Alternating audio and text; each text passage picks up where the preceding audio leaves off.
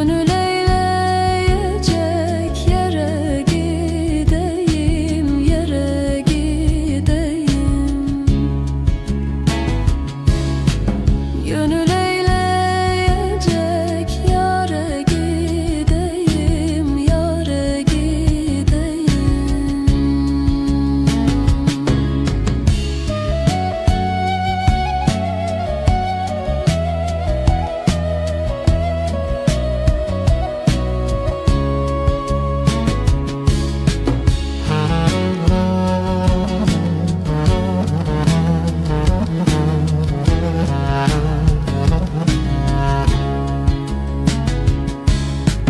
Yar oturmuş pencerenin önüne, ölem önüne.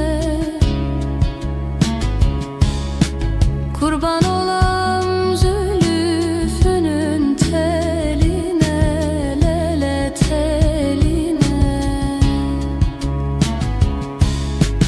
Çevirdim başımı, baktım yüzüne, lele yüzüne. O da ağlıyordu kör kaderine, kör kaderine.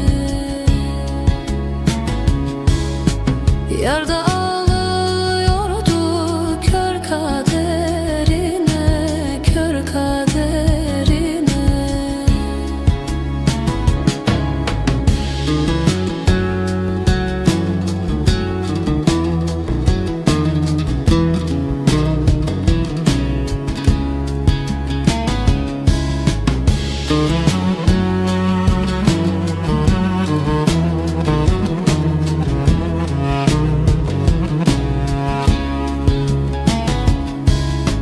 Yüce dağ başında ah eylemişler, ah eylemişler. Aklımı başımdan zay eylemişler, zay eylemişler. Duydum güzel